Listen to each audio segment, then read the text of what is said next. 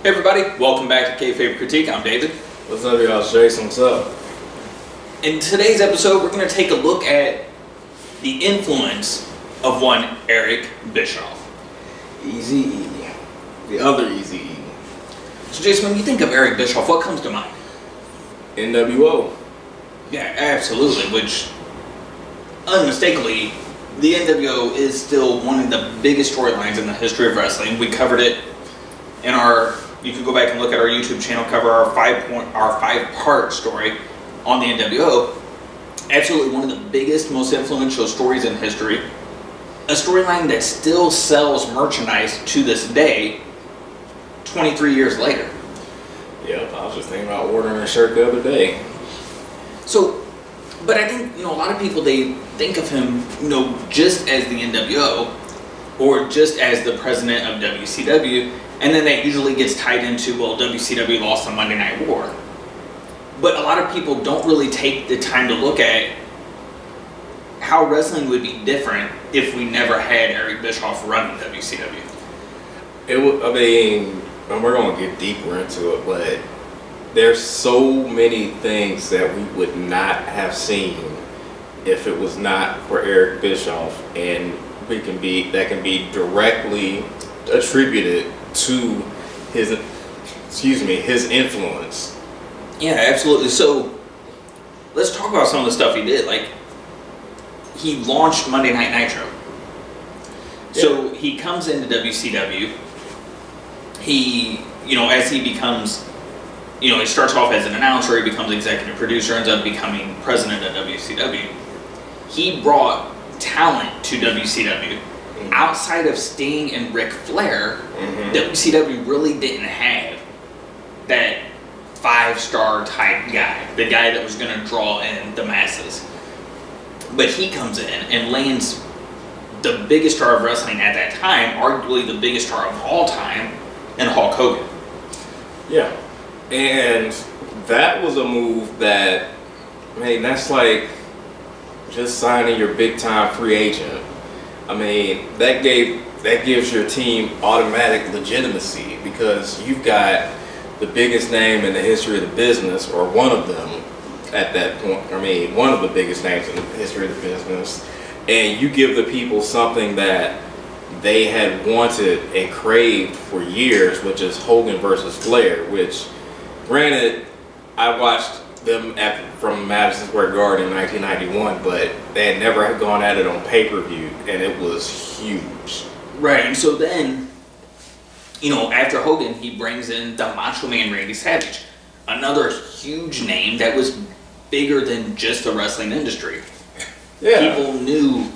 Regular fans knew who Hulk Hogan was, regular fans knew who Macho Man Randy Savage was, and like you said, bringing these guys in legitimized WCW, and now WCW is actually a true rival of WWE because of Eric Bischoff. Right, and the fact that I think about WCW's television model prior to Monday Nitro, it was basically I believe they had like WCW Pro as a syndicated show, and then they had WCW Saturday Night, which in another time, Saturday night being a prime night for wrestling, I get it, but when you're competing against stuff like college football on Saturdays, college basketball on Saturdays, people having more options to watch other things. And at that time, boxing wasn't so much pay-per-view centered as it was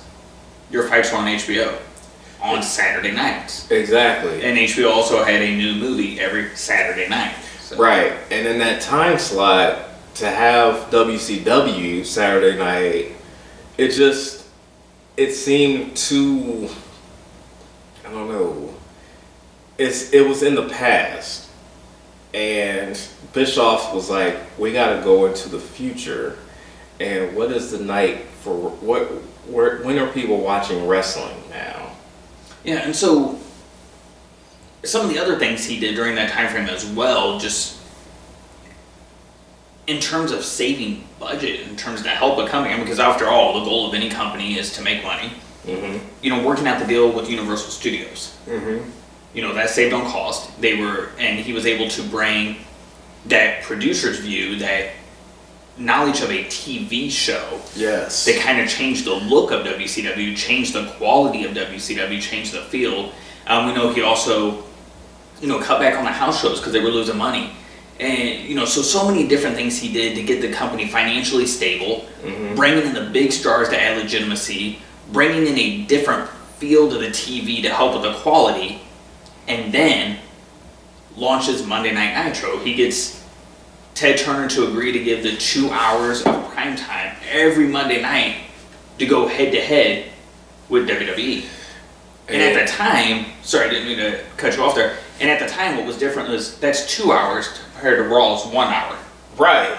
And I still think about watching that first episode of Nitro and just the tone that was set, because you didn't have your internet back then. Well, you had your AOL CDs and stuff like that, but you didn't have the spoilers and stuff like that. So, that first night to see Lex Luger come out there, it added shock value, which, as we talked about before, it's not always about the in-ring product. It's about some of the peripheral stories. And to have this guy that was just in WWF actually the night before, and now he's showing up on Monday Nitro, you don't see that every day. Yeah, and so, that shock value, bringing that into live TV. So the 2 hours is the difference. So he's already definitely at least 1 hour. He's not going to be competing with Monday Night Raw. The show launches on a night that Raw's not on, the first episode. So he's already got a chance to pull in the viewership, and using former WWE stars to help bring people over to kind of introduce them to the product.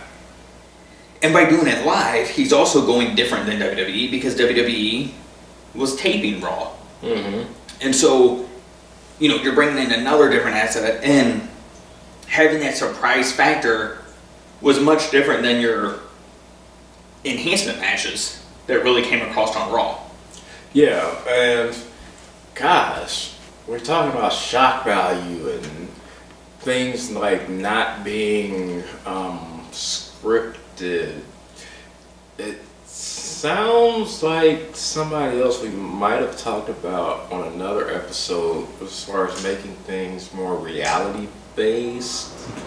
The name is escaping me. You might have to help me with it, but gosh, it sounds awful familiar.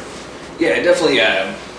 Stuff that Russo talks about now, that he thinks there it is, Russo. That new direction should be, for wrestling to go towards reality. But what's interesting is, that's kind of where Bischoff saw wrestling going. So, when we're talking about the influence of Eric Bischoff, and you're talking about the elements of unexpected and that surprise notion. So he has in his mind, he wants to do something more edgy, something more realistic. And at the time, yes, initially he brings in former WWF stars. He's running a very similar formula to what WWF did in the 80s. WWF's carrying that into the 90s, and carrying it into the 90s with these cartoonish characters. Right. Is kind of losing appeal. People were booing, because they switched channel and they were kind of going against newer competition. WCW is able to gain a little momentum off of it, but the crowd starts to boo. Bischoff recognizes it early. He actually goes to Hogan almost a year before to try to get Hogan to turn heel, because he's wanting to shock the crowd. When that doesn't happen, as he's continuing to think of the reality storyline, he then brings in Hall and Nash, and he starts the NWO, and he's doing stuff that we've never seen before. Like we talked about in our NWO episodes, the violence, the realism, that fact that word again, real. That fact that you couldn't tell, like, wait, here's the rest of the show, but this part's real. By him doing this, he recognized the difference that needed to be made, and beat the WWE to the punch on this, where WWE, we had talked about when we covered our episode of the New Generation, was it they weren't listening to the crowd, was it they didn't know how to respond. They didn't know how to do something different at the time. They didn't know what to do differently at the time. But he was thinking outside the box and went in a different direction and got there first. Right, and I think a lot of his thing was, I think he was fearless, because I think a lot of with the WWF, I think they may have been more worried about sponsors than they should have been, because if they had gone edgier, I think they're thinking, well, we're trying to appeal to this particular audience, we might lose these advertisers and things like that. I don't think Bischoff, he may have had that in his mind, but I don't think he would. I think he was willing to take that risk for the long term, for what he saw as potential long-term gain. Yeah, absolutely. And by him doing that, by him launching the NWO, that's what gave us the Attitude Era. Definitely. The NWO is what really lit the Monday Night Wars, because WCW took the lead, and convincingly took the lead, because they had won some episodes prior to that. There was some back and forth. But with the NWO, there wasn't back and forth. They took over and they were running full steam ahead to where they were killing the WWE in the ratings. Killing the WWE in pay-per-view buys.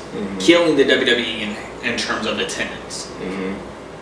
So, WWE had to answer, and the answer was, and Vince Russo has acknowledged, he modeled his style based off what he saw in WCW, what he saw in Nitro, and acknowledged that he wanted to actually go work for WCW because he saw that was the way wrestling was going and thought this was going to be the future of the big company. So the influence of Eric Bischoff actually created the Attitude Era, which saved WWE. But in continuing to look at the influence of Eric Bischoff, another thing, guaranteed contracts. We know those existed before him, but he's blamed for those. And he also gets, the nickname ATM Eric. But when you actually think about that, like look at Chris Jericho's example, when Chris Jericho talks about he came in asking for, this amount of money, Bischoff said, I'm going to give you this amount of money. But then you listen to Bischoff talk about it. He knew that Jericho didn't understand that you're going to have travel expenses, you're going to have medical expenses, you're going to have this and that. As a talent, wouldn't you want someone that's not going to take advantage of you? Wouldn't you want someone that's going to look out for you? Someone that's going to be like, hey, I know you're not really thinking this through. I know you don't quite understand. Let me guide you along this way and treat you like, a family, like you're truly a valued employee, and helps try to march the entire thing forward. Yeah, I think that I would want that. I would want somebody that's looking out for me, that has my back, and really is trying to create that family type atmosphere. Yeah, and so when you look at it that way, where a lot of people point the finger like ATM Eric, he gave too much money, but if you look at it in terms of he was trying to take care of these guys. These guys don't have health care. These guys, you see wrestlers, later in life how beat up they are and how they still need things. And here he is trying to take care of them, because if you take care of your talent and they can stay around longer, and your company can produce results longer, everyone benefits. Exactly. So, and then, also looking at the influence of him, wrestling started with the one pay-per-view, Starrcade. Right. WWE answered with WrestleMania. That then became WrestleMania and Survivor Series. Yep. And then the same year, we launched Royal Rumble and SummerSlam. Bischoff gets onto the scene, and he takes where WCW is running 4 pay-per-views and starts building it up and gets it to 12 pay-per-views. 1 pay-per-view per month. WWE then ends up following in suit. Yep. So the model that we've enjoyed for over 20 years now was because of him. Yeah, and it made financial sense, because you're probably going to be putting on shows anyway, and if you're telling stories, which Bischoff is really big on, which is another great thing that he did, you want a payoff, and every month seemed to have a payoff. Yeah, absolutely. And by having those multiple pay-per-views, you're getting to those payoffs quicker. you're getting to enhance storylines more and enrich them. So yeah, I mean, that was one part that really changed the game as well. Yep. And another thing that really changed the game was 2 primetime shows. Granted, we know he didn't initially pitch Thunder. Thunder was brought to him to do. But WWE didn't have 2 primetime shows. They just had Raw. Right. He has Nitro and then he has Thunder. And it was at a time when WCW was at its height of success. Both of those programs launched and are running. So when WWE hits its height of success with Raw, they spin around and come back with SmackDown. Wow. So he opened the door of having the 2 competing primetime shows. Yep. He sure did. I mean, and we still have that today. Again. And then something else he did that we saw ECW do, we saw TNA do, we've seen WWE do, was theme pay-per-views. So pay-per-views that recur each year, and those pay-per-views have their own theme, their own personality, its own gimmick, if you will. That was him. WWE back then, other than their main stable, each month was a different name, or was a in your house this, in your house that. He's bringing in each pay-per-view to have its own feel. And so like, hey, you know what? I may not be able to buy all 12 pay-per-views. I may only be able to buy 4 this year. These are my 4 favorites. And you know what time of year they're going to come for, so you know to save up, you're able to watch. Right. And again, that's just something. The guy had foresight, the guy had vision, the guy had marketing, he had a marketing mind. I mean, if you listen to him talk for 83 weeks, you hear about his salesmanship and how he sells and how he thinks. I think he had a heart, I think he had a pulse for what people really wanted. And not only that, but I mean, and truly, if you haven't listened to 83 weeks, dig into it, start with the beginning, and kind of go through it. You won't be disappointed. You'll learn a lot from the television side as well as the business side that you don't get out of other wrestling podcasts. But thinking of that as well, another thing that he did that we see is big now, like we know 205 Live, are cruiserweights. Yes. He introduced the cruiserweights, and where a lot of people are now big and they want that Japanese style. WWE basically runs Japanese strong style now. He had the Japanese influence 20 years ago. He had the cruiserweights 20 years ago. I mean, so again, another area that he pioneered and really, to the U.S. market, pioneered and changed what's going to happen in the game for years to come. Yeah, and he really helped usher in the era that your champion didn't have to be, 270, 280 pounds. Most of your with few exceptions, your champions were like at the least 240. We've seen Rey Mysterio be the world champion. We got people like Seth Rollins probably might have. Maybe he wouldn't have been a cruiserweight, but you got guys that back in the day probably would have been cruiserweights that are holding world championships. Daniel Bryan would have been a cruiserweight. Yeah, absolutely. And so that's another area that a big influence of him. And so I know we're getting close to time. And so yeah, we probably definitely another episode on Eric Bischoff talk more about him. But just kind of where I want to kind of close up just in thinking about it. When you think of his contributions, like in terms of the big picture, may be overlooked. They're definitely unmistakable.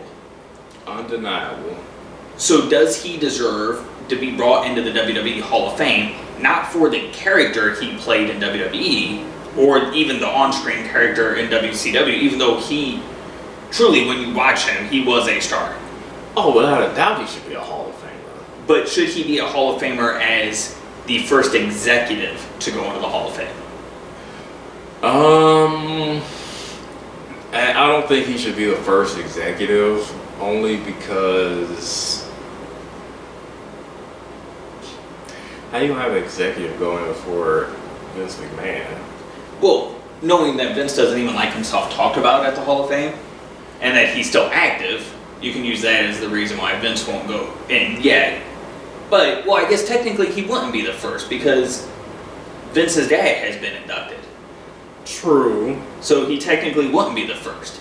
So knowing that Vince won't induct himself until he's fully out of the picture, and it's not his call, that Triple H makes the call to induct him, or Stephanie makes the call to induct him, or whoever it is, knowing that that won't be there for a while, is he the next logical choice to go in? I think he is, and we also forgot Vern Gagne's in. That's right, Vern Gagne is in as well. So I absolutely think he deserves to be in there from an executive standpoint because, you know, like the things we just covered, this guy changed the game, and it's often overlooked because he didn't win the war.